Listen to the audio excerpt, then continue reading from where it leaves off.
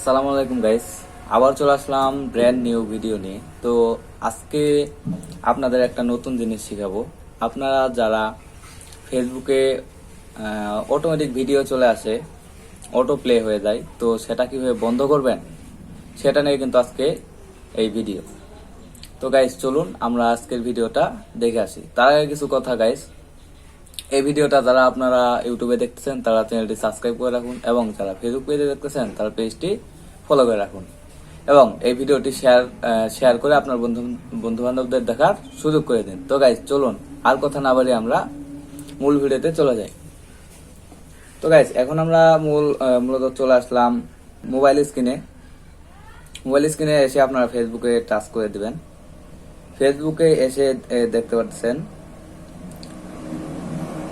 এই যে আপনার ভিডিওটা কিন্তু অটোমেটিক প্লে হয়ে যাচ্ছে। দেখতে পাচ্ছেন ভিডিও কিন্তু অটোমেটিক প্লে হয়ে যাচ্ছে।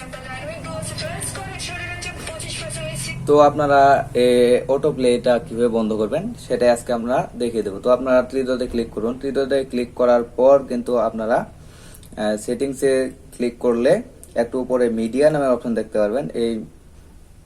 আপনার এই মিডিয়াতে টাচ করে দিবেন। মিডিয়াতে টাচ করে দেওয়ার পর কিন্তু আপনারা এরকম ইন্টারফেসে চলে আসবেন। এই দেখেন auto play on mobile data and wifi, এখানে টিক মারতে আছে। আপনারা এটা নেভার অটো প্লেতে ক্লিক করে দিবেন।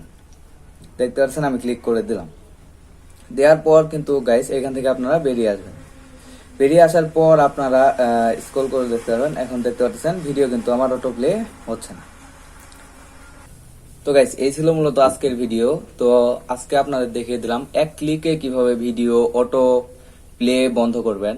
গাইস ভিডিওটি যদি ভালো লাগে অবশ্যই শেয়ার করে দিবেন, লাইক কমেন্ট সাপোর্ট করবেন, আর গাইস আপনার বন্ধু বান্ধবদের দেখার সুযোগ করে দিবেন। এই পেজে নতুন হয়ে থাকলে অবশ্যই পেজটি ফলো করে দিবেন। তো গাইস আজকের ভিডিও মূলত এ পর্যন্তই। সকলে ভালো থাকবেন, সুস্থ থাকবেন। আল্লাহ হাফেজ। দেখা হচ্ছে গাইস পরবর্তী ভিডিওতে।